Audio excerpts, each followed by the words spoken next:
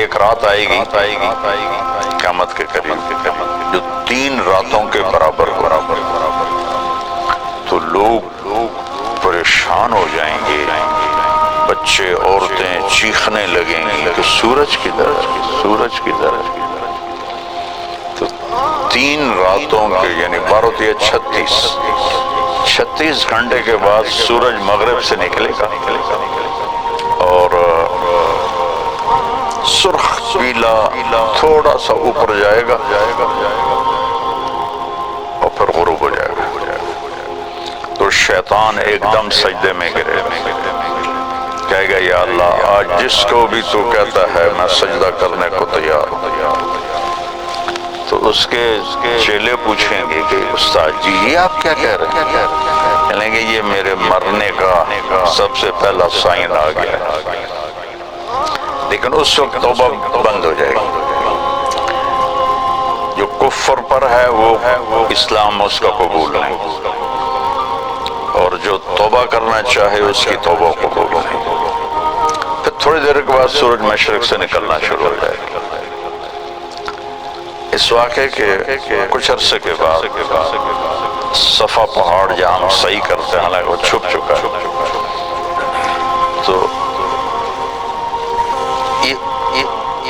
اللہ کے نبی نے فرمایا میں دیکھ رہا ہوں کہ ایتھوپیا، جس کو عربی میں حبشہ کہتے ہیں، حبشہ کا ایک کالا آدمی پتلی پنڈلیوں اور ٹیڑھی پنڈلیوں والا، کیا میرے نبی کی نظر ہے، وہ بیت اللہ کا ایک ایک پتھر توڑ کے گرا رہا ہے۔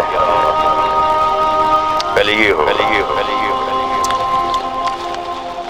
جو بیت اللہ ٹوٹے گا تو پھر یہ اتنے بڑے بڑے ٹاور کون اور کیسے توڑے گا، یہ تو اللہ کو پتہ ہے، لیکن انہوں نے فلیٹ ہو جانا ہے۔ یہاں کتے پیشاب کریں گے، میرے نبی نے فرمایا مدینہ انسانوں سے خالی ہو جائے گا، مکہ انسانوں سے خالی ہو جائے گا۔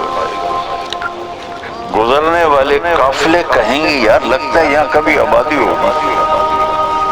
ابھی آپ اس آبادی کو دیکھیں، پھر حجم آبادی کو دیکھیں، اور پھر آپ میری بات کا تصور کریں تو آپ کہیں گے یہ تو ایسے ہی مولانا صاحب بات کر رہے ہیں، اور میں اللہ کے نبی کی آپ کو سنا رہا ہوں کہ گزرنے والے لوگ کہیں گے یار لگتا ہے یہاں کبھی کوئی لوگ رہتے ہوں گے، لوگ رہتے ہوں گے۔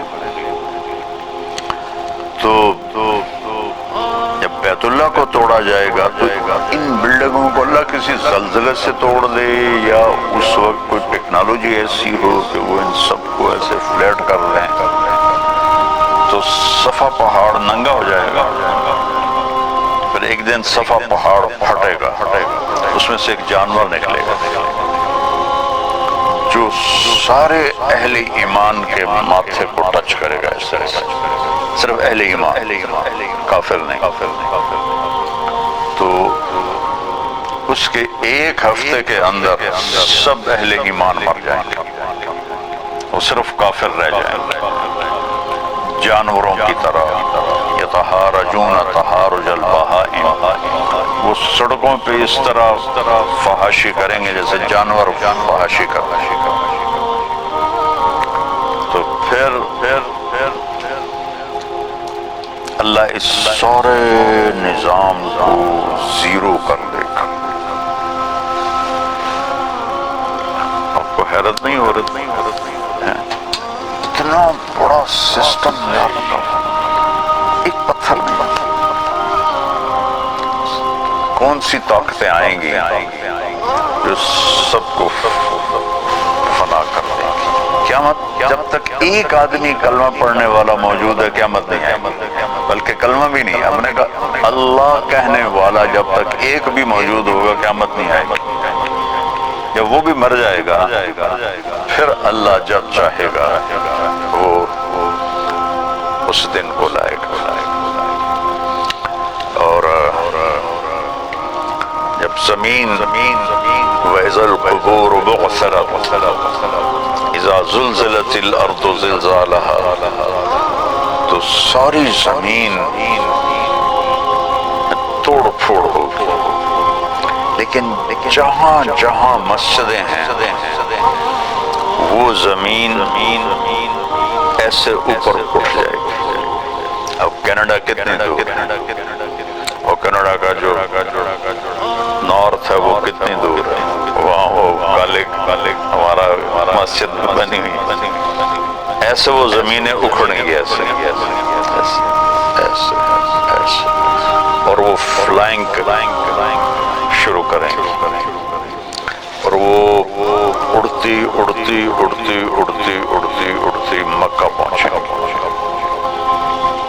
تو جب یہ ساری دنیا کی زمینیں مسجدیں کی زمین مکہ پہنچیں گی تو پھر بیت اللہ کی جو مسجد ہے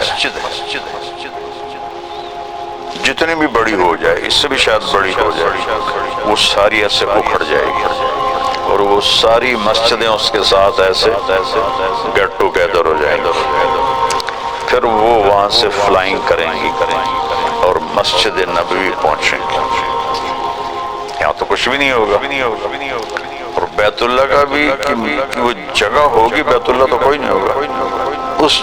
وہ جگہ جب یہاں وہ مسجدیں پہنچیں گی تو بیت اللہ کی جو جگہ ہے وہ کہے گی السلام علیک یا رسول اللہ.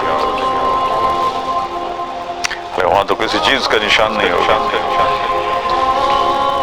اللہ تعالیٰ اپنے نبی کی قبر بھی مٹا دے گا لیکن نشان تو ہوگا, کہے گا السلام علیک یا رسول اللہ. پھر مسجد نبوی بھی اکھڑ جائے گی اور پھر یہ ٹریول کریں گے مسجد اقصیٰ کی طرف. آسمان کا جو دروازہ ہے وہ مسجد اقصیٰ کے اوپر ہے, کیونکہ اپنے نبی کو مکہ سے نہیں اوپر لے گیا اللہ تعالیٰ, مسجد اقصیٰ لے گیا, وہاں سے پھر اوپر لے گیا. تو